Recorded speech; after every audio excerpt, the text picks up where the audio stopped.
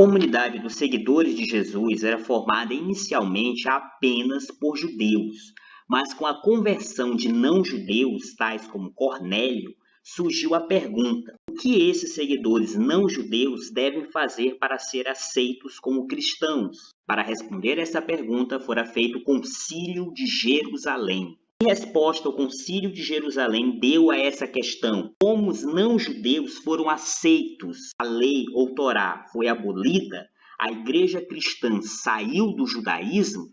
Olá, eu sou Jonatas e este é o Teologia Crítica, um canal para entender a Bíblia. Vamos estudar sobre o Concílio de Jerusalém. Já deixa seu like se gosta de assuntos bíblicos sendo tratados de forma séria e crítica. Agora, vem comigo. Os cristãos, na origem, eram uma seita judaica. Sim, uma seita, mas calma lá, não em sentido pejorativo. Estamos usando o termo seita aqui no sentido de grupo religioso. Assim, na época, existia a seita dos fariseus, seita dos saduceus, zelotas, e também a seita dos nazarenos, isto é, seguidores de Jesus. Atos 24, versos 1 a 5. Estes nazarenos entendiam que Jesus era o Messias, ou seja, o rei ungido da casa de Davi, que um dia voltaria para restaurar o reino de Israel. Mais tarde, os nazarenos passaram a ser chamados de cristãos, Atos 11, versos 26. Certa vez, ao chegar em Antioquia,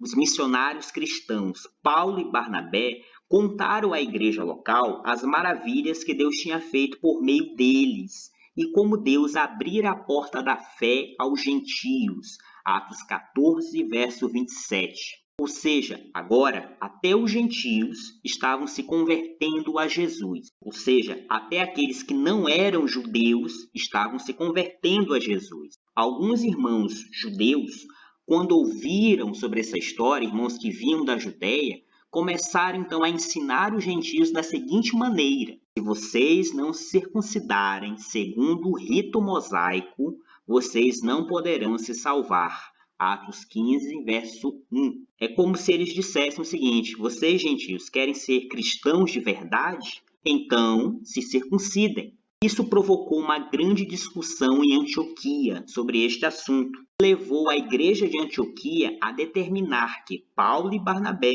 levassem tal questão aos líderes da igreja em Jerusalém.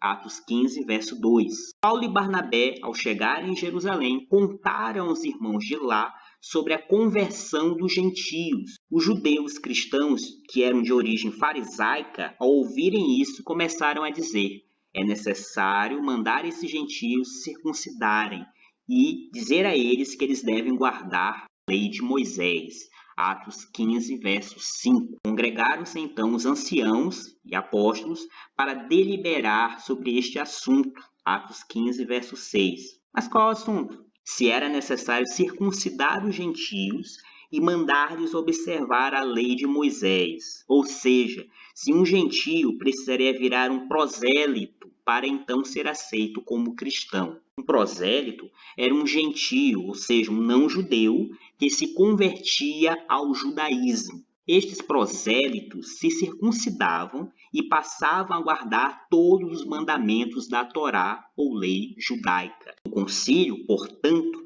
se debateu justamente se os gentios precisariam virar prosélitos para então ser aceitos como cristãos. Segundo Atos 15, versículo 7, houve um acalorado debate sobre isso. Pedro então se levanta e diz: irmãos, bem sabeis que já há muito tempo Deus me elegeu dentre vós para que os gentios ouvissem da minha boca a palavra do evangelho e crescem.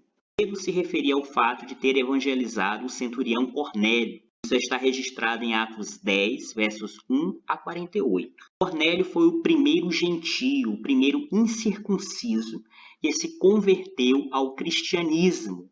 Ele era um centurião, ou seja, um oficial do exército romano. Certo dia, Pedro foi à casa de Cornélio e evangelizou Cornélio e os demais gentios que lá estavam. Antes que Pedro acabasse a pregação, o Espírito Santo desceu sobre Cornélio e os demais gentios que ali estavam.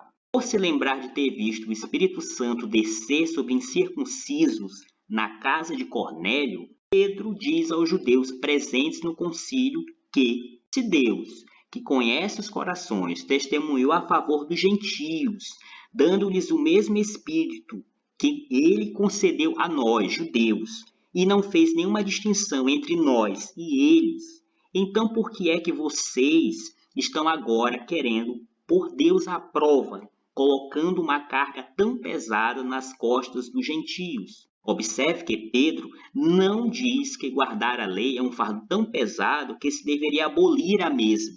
O que Pedro está dizendo é que se Deus concedeu aos gentios o mesmo Espírito que ele concedeu aos judeus sem fazer nenhuma distinção, quem eram então eles, os judeus, para impor esse fardo, ou seja, essa coisa de guardar toda a lei, aos gentios, já que o próprio Deus não cobrou destes gentios tal coisa? Esse é o argumento de Pedro. Tiago concorda com isso e diz o seguinte: entendemos que não se deve perturbar aqueles que dentre os gentios se convertem a Deus, mas escrever-lhes que se abstenham das carnes sacrificadas aos ídolos, do sangue, da carne de animais estrangulados e do sexo ilícito. Atos 15, versos 19 a 20. Em outras palavras, Tiago está dizendo que se um gentio quiser ser cristão, este não precisaria se circuncidar e virar um prosélito, mas apenas se abster de algumas coisas necessárias. No Tratado de Sanhedrin, que é um escrito rabínico, onde se discorre sobre as leis civis e criminais judaicas, encontramos a definição de leis que deveriam ser válidas para todos, inclusive para os gentios.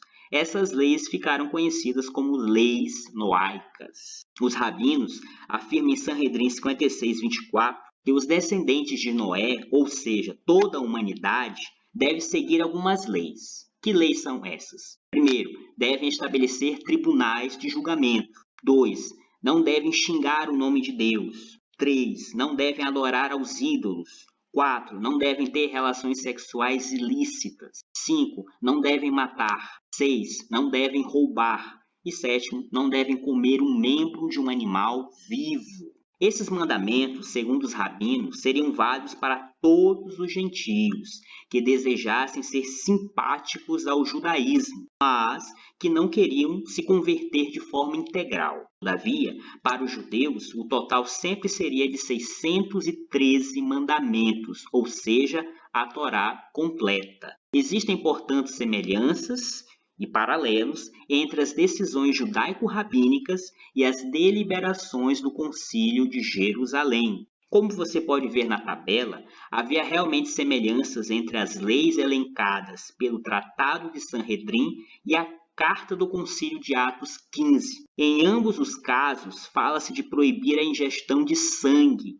Também há regras que proíbem a idolatria, bem como interditam as relações sexuais ilícitas. O que nos mostra que os seguidores de Jesus estavam em sintonia com o judaísmo. Os seguidores de Jesus, portanto, não estavam abandonando o judaísmo, mas sim estabelecendo regras para aceitar os gentios em seu meio. A questão, por exemplo, não era se a circuncisão ainda tinha de ser praticada, mas sim se esta deveria ser imposta aos gentios. Segundo Lucas, o cristianismo, depois do concílio de Jerusalém, continuou sendo judaísmo.